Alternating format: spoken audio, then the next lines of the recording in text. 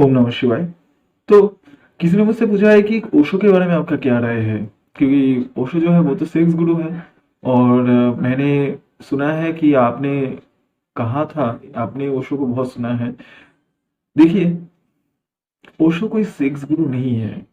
ओशो ने पूरा का पूरा जीवन जो है उसके बारे में बोला है। अब जीवन का जो बेस होता है ना, जीवन का जो फाउंडेशन होता है, जीवन का जो आधार होता है, जन्म का जो आधार होता है, वो काम वासना से शुरू होता है।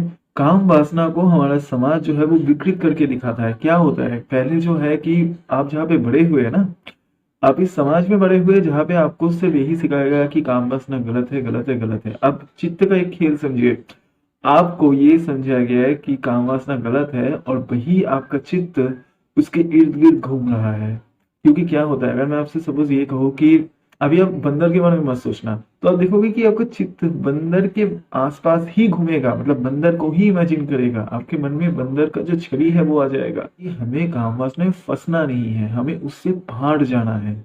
जब हम कहते हैं कि हमें अपने चेतना तथा हमें अपने आत्मा में हमें स्थिर होना है, तब हम बेसिकली ये कह रहे हैं कि प्रकृति में जो है हम उसे भी एक्सेप्ट कर रहे हैं, लेकिन उसे एक्सेप्ट करके हम उससे बाहर जाना चाहते हैं। लेकिन जब तक आप किसी भी चीज के साथ द्वंद्व करोगे, काम वासना से भी जब तक आप लड़ोगे, तब तक वो चीज आपको मुक्त नहीं करेगा। क्योंकि कोई भी चीज पॉजिटिव और नेगेटिव दोनों में ही आपका बंधन है। अगर मैं ये कहता हूँ कि ये अच्छा है और ये बुरा है, ये दोनों ही मेरे विचार है और ये दोनों में ही मैं फंसा रहूंगा, मुझे इससे पार जाना है। लेकिन जब आप इससे पार जाने की कोशिश करते हो, तब उस चीज को आप एक्सेप्ट करते हो, हाँ भाई ये एक विचार है, तब आपको कोई दिक्कत नहीं होती। तो ओशो कोई सिक्स गुरु बिल्कुल ही नहीं है।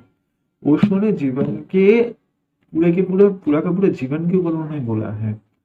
उनके शिव सूत्र भी है, कृष्ण स्मृति भी है, जैन जीन सूत्र भी है। उन्होंने बुद्ध के ऊपर भी बोला, महावीर के ऊपर भी बोला, लाओसे के ऊपर भी बोला, जीसस क्राइस्ट के ऊपर भी बोला, मोहम्मद के ऊपर भी बोला। उन्होंने जीवन के ऊपर बोला, मृत्यु के ऊपर बोला, ध्यान के ऊपर बोला, समाधि के ऊपर बोला। उन्होंने हर एक पहलू को जीवन को छुआ। तो वो काम वासना को क्यों नहीं छुएंगे? यही दिक्कत है। और उन्होंने एक बहुत अच्छी बात कही।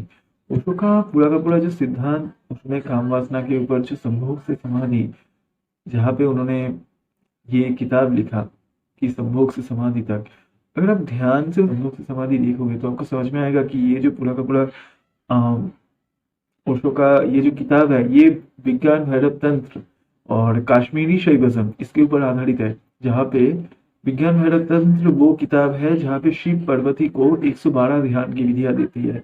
वो काश्मीरी शैविज्म जो है वो बहुत ही उत्कृष्ट शास्त्रों में से एक है। वहां पे आपको ये नहीं कहा गया है कि आप सेक्स करो या फिर आप संभोग करो। आपको सिर्फ यही कहा गया है कि अगर आप जागते हुए संभोग कर सकते हो तो आप संभोग की जो व्यर्थता है उसको आप देख सकते हो। मतलब संभोग भी आपके रास्ते पे, आपके मोक्ष के रास्ते पे बाधा नहीं आएगा अगर आप उससे पार चले जाओ।